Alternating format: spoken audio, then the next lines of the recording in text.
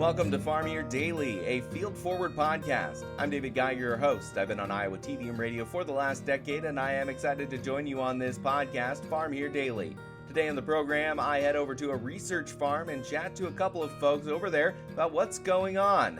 Please be sure to like and follow the podcast as well as our social media at FieldForwardPod. We would love to have you join our community, keeping folks informed about what is affecting our farmers. This is Farm Here Daily. And joining me on Farm Here Daily, we have Greg Guenther. He is the president of the North Central Iowa Research Association. And Greg, I'm so glad to talk to you. And we're actually live here at the Northern Iowa Research Farm for its 95th anniversary. Can you tell me a little bit about what you guys do with this research farm? Yes, thank you, David. Here at the research farm, we conduct research that would be pertinent to the crops in the local area. So a lot of corn and soybean research, but we also do oat research and then variety of herbicides and other chemical trials and fertilizer trials here at the farm. So when it comes to this North Central Iowa Research Association, you guys are working pretty closely with some of the folks at Iowa State University? Oh, absolutely. Many of the projects that are here are actually driven and monitored and maintained by the Iowa State folks. And something that really stuck out to me as you were talking in front of folks for this event was the fact that there is a huge amount of soil types in Iowa and a bunch of different varieties of it. So it just makes a lot more sense to have local research farms to focus on the topics that farmers in that area really are concerned about. Yes, absolutely. There's some basic primary soil types around the state of Iowa. We're in the what's called the Des Moines lobe, which is primarily Clarion, Nicollet, Webster soil types. And we're at the northern end of that in the state of Iowa, which is high organic matter, poorly drained, very flat, heavy, productive soil, but it has to be managed accordingly. Another aspect that's really cool about this is that I believe it is the oldest research farm in the state of Iowa. Yes, it is. It was formed in 1930, so you think about that coming right after the Depression or right during the Depression. People had the foresight to pull together money to create a research farm and build some facilities here at the site. And it was during the Great Depression, and I think during that time I was reading the pamphlet said corn was 33 cents and it went down to 12 cents. And that just made me think of what happens if our corn were to go down 1/3 in price, and just what type of benefit or movement would there be to try to research things more during such a trying time. Yes, absolutely. It was obviously a big financial crisis at that time, and for people to have the foresight to actually donate money to create a research farm at that time that wouldn't directly affect where their meal comes from tomorrow was a tremendous amount of foresight. So, Greg, tell me a little bit about the event then. What are we celebrating here? Obviously, I spoiled it a little bit, 95 years. What does that mean for this area? 95 years, that's a long time in this area. We're one of the younger parts of the state as far as development and settlement goes. But 1930, when this was put together, it was just a research farm. They had acquired an older farm site, and then they started to improve it to use it as a research facility. What we did today, in addition to the 95th celebration, is we just opened a new research and learning center facility, a building here on the site, which is going to have large classroom area that we can even bring equipment into to do demonstrations and learning on equipment. We've got a shop for the farm to lay out more projects, bigger projects, and then offices and another meeting room and bathrooms and so forth to accommodate nice crowds that can come in and use the facility.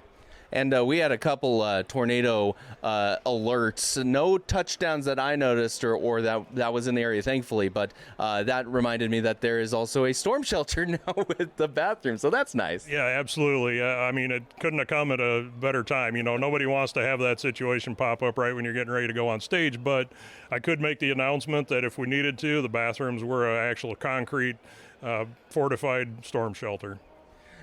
Greg, let's touch on some of the research that's going on that you're particularly interested in this area. Anything that stuck out to you as you were looking at the area around us? And how many acres is this again? Yeah, this farm is 173 acres, broke up between two tracts. So the tract that we're on, the main tract, is about 93 acres, and then there's an 80-acre field down the road that's part of the farm as well. And then what is the interesting research that you're looking at? Oh, yeah, some of the interesting research. There's about 30 projects a year that get put into this facility. That's what they have the room for here. But today they're doing fungicide trials, cover crop trials. I know they're doing some stuff with mung beans. I have no idea what a mung bean looks like, but they're doing some research with mung beans, herbicides, fertility trials and fertilizer trials, and even oat variety trials here. Fantastic. As you go throughout the rest of the event and you're chatting with folks that are in the area, any other notes you'd like to make just about the people involved and the research you guys are looking at?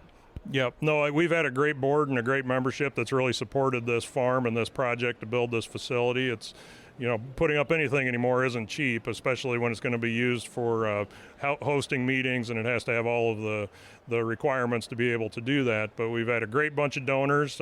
Just want to give them a big shout out that, thank you to everybody that's helped put this all together, because we couldn't have done it without you. Greg Guenther, North Central Iowa Research Association President, thank you so much for chatting with me on Farm Here Daily. Thank you, David. Thanks for coming. Imagine this. The best pasta sauce you have ever tasted sits abandoned on a plate. Wasted sauce. That is a tragedy. If only you had used Barilla al Bronzo pasta. Its bronze-cut texture holds your sauce and scoops up every last drop. The Italians call that scarpetta. Capture sauce the Italian way. Barilla al Bronzo. Click or tap the banner to find out more. This is Farm Here Daily. We will have another conversation on the research farm in just a moment, but first let's take a look at the marketplace. And there was green across the board at the end of the Friday trading session. July corn 8 cents higher, 417.5, with September rising 7.5 cents at 411.5. Soybeans in July 5 cents higher at 10.27 3/4, with August rising 5.5 cents at 10.33 1/4. Soybean meal in July 20 cents a ton in the green at $271.10. July wheat 3 3/4 cents higher at 5.24 3/4, with September rising 4 cents at 5.40 3/4. And the livestock market closed for Friday, mostly green there as well. June live cattle $3.05 a hundredweight more, $224.75. August rising $4.10 a hundredweight at $213.30. August feeder cattle $4.60 a hundredweight more, $307.90, with September rising $4.52, also $307.90. In July, lean hogs 92 cents a hundredweight, stronger there, $113.25, with August rising just 2 cents at $110.27 a hundredweight. That is the Friday market close. This is Farm Here Daily. This episode is brought to you by LifeLock. Between two-factor authentication, strong passwords, and a VPN, you try to be in control of how your info is protected. But many other places also have it, and they might not be as careful. That's why LifeLock monitors hundreds of millions of data points a second for threats. If your identity is stolen, they'll fix it, guaranteed, or your money back. Save up to 40% your first year. Visit lifelock.com/podcast for 40% off. Terms apply. And continuing our conversation, I have with us Kendall Lamkey on Farm Here Daily. He is the Associate Dean for Facilities and Operations for Iowa State University. And Kendall, talking here at an event like this at a new facility for a old research farm, it's a really great opportunity to talk about the importance of these research farms and what they do for their local communities. Can you talk about that? Sure. No, I think the research farm here in Kanawha, the Northern Research and Demonstration Farm, the new building today, it does represent, I think, an investment in the future and the importance of these research farms in the areas of the state that they occupy. I personally call them our outposts in the state, right? I like that. These are the connections that we have with the people out in the state, and because agriculture is all about the connections in the state. And at these farms, it's the place where our faculty, staff, graduate students, undergraduates come and conduct research projects that hopefully are relevant to what the farmers in the community and the agribusinesses and others want to see. And even at a farm like this, our farm manager was saying earlier, there's other ways they can engage locally, though, for me to ramble a little bit, because they grow pumpkins for the community, right? And they sell some of them, but then they give them away for the things.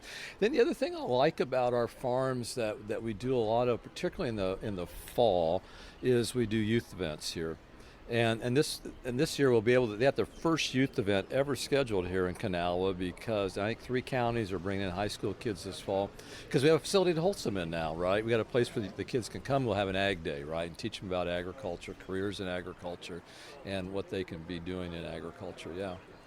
I think personally it's very cool to have research that's done by folks like you at Iowa State that is provided to everyone as a social net benefit. What are some of your favorite thoughts or memories of just some of the research that may have gone on that you thought was like, wow, I didn't think that would be done, or I hadn't considered that before, and it was actually really cool research that came out that was important. Yeah, some of the coolest, I chaired agronomy for 17 years, so I got to see a lot of research up close and personal. I really think some of the coolest research we've been doing lately, and what we've really been learning a lot about lately, are several things. First of all, we've done a lot of nitrogen work that's really broken a lot of myths about nitrogen, particularly in the role of soybeans in the system. The other cool things we've been doing on our farm has related to stover, too, and its impact on the cropping system in both the corn and soybean system. As yields go up in Iowa 2 bushels an acre a year, that means stover in the field goes up 100 pounds an acre a year as well. So every year we're adding a new 100 pounds an acre of corn stover to the field. That stover has an impact, right? And a lot of different things, including the cycling of nitrogen and nutrients. And so what we've been finding about, I'm not going to go into the findings because I'm not an expert, but what we've been finding is contrary to what a lot of people would consider common sense, which I think is kind of cool. I'm glad you brought that up, because I remember that blew my mind when I think I recall that going on and just saying, hey, we might actually have to harvest a little bit of the stover because there's just so much more of it. That's correct, yeah. And so the effect of the stover is, especially corn stover's got a lot of carbon in it, and for the microbes to break it down, they need nitrogen. And so then it starts tying nitrogen up in the soil. So we used to say that, corn following soybeans gets a 30-pound nitrogen credit because of the soybeans that preceded it was leaving nitrogen behind. That's not true. It's a 30-pound corn stover penalty.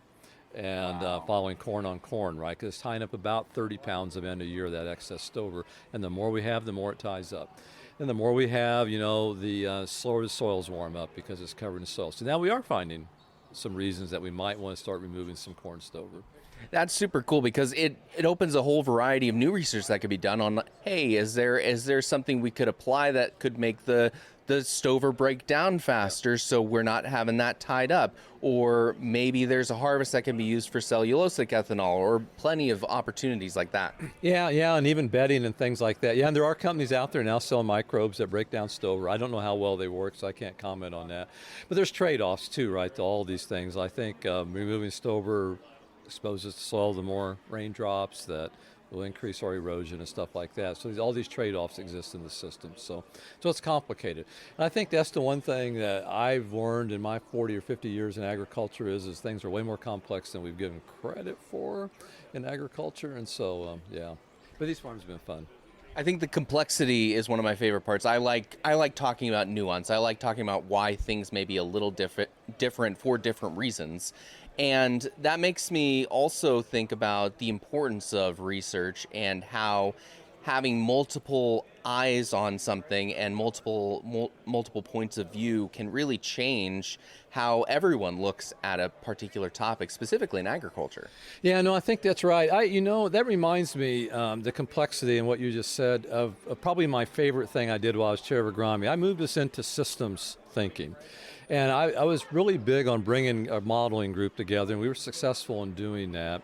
And the model we use is called AppSim. It's originally out of Australia, but this model has helped us put all these complexities together because all these nonlinear interactions going on in the farming system that we can't study one at a time, right? Sometimes we need to study them one at a time, but the model can help put those things together. For example, one of the things to get the model to work right, to model this year's cropping system, we sometimes got to start it 2 years before to get the water balance correct in the soil. Because in Iowa, soil moisture drives final yields in the state. Everybody says, well, it's driven on ambient rainfall. But we've come off 2 dry years in a row, relatively speaking. They weren't super dry, but we've had record yields, right? And so this is soil moisture holding capacity in Iowa. It's the gift that keeps giving, literally, right, when we get full soil profile. So, like I always tell people, you can never have a drought in Iowa if you have a full soil profile. That's a great point. It reminds me, when I first started, it was one of the worst droughts ever a year or two after, and still we still had a record crop despite that. As you look at the research that folks at Iowa State University are doing on research farms just like this one, the Northern Iowa one that we're at right now, how important do you view that as to prioritize when folks are looking at funding these types of programs? And I know this is a little you're going to be a little biased on this question, but I just want to hear it from your words on why you think this type of research is important. Well, so I think what these research farms are going to be used for in the future, back to the system thing, I want to start there and then get into some other biases I have. So I think one of the things we're going to be able to use these farms for is to get more mechanism done. A lot of the research that's been done historical in agriculture has been observational. That's what I call observational. It doesn't make a prediction about a future event, but now that we have models running behind us agronomically, we can now start working on what's causing the thing. The analogy would be weather forecast, right? Weather forecast is all built around models, and every time they learn a new piece of physics about how the atmosphere works, they'll incorporate it in the model, prove their predictions. That's really what the future is. One of my biases has been, though, which I think will surprise people, I don't think our federal funding agencies have been funding the right research in agriculture. Really? That's my personal opinion. If it comes down to really helping farmers on the ground, I think we've gotten a little off track on that. And I won't go into details, but I think we can do a better job of recognizing the day-to-day needs. Like, I think most of these producers here, if you went in today and asked them what their top issue is right now, once they get off the weather topic, they'll probably start talking about weeds.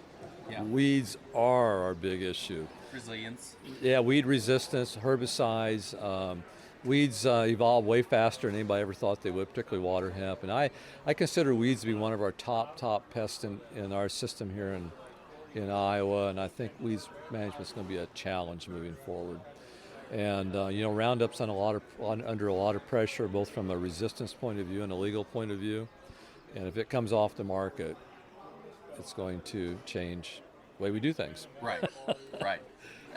I'm not making a prediction, but yeah. Right. Well, I think what you're saying is just very well known that farmers only have so many tools in their toolbox, and we keep removing more and more every year.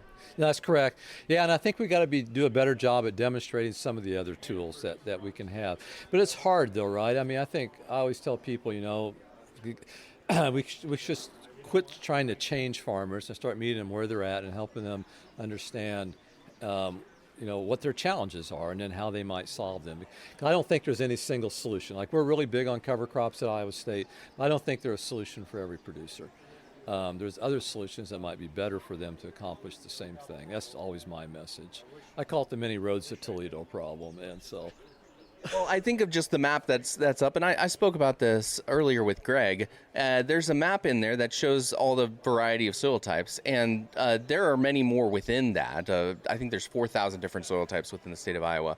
But when you separate them into these large swaths of areas of soil, and then recognize that each of those areas may vary from farm to farm, and then each of those areas may have different levels of soil moisture and rainfall and spotty rainfall, it really creates this system that makes it hard to have an overall established idea of what works and what doesn't.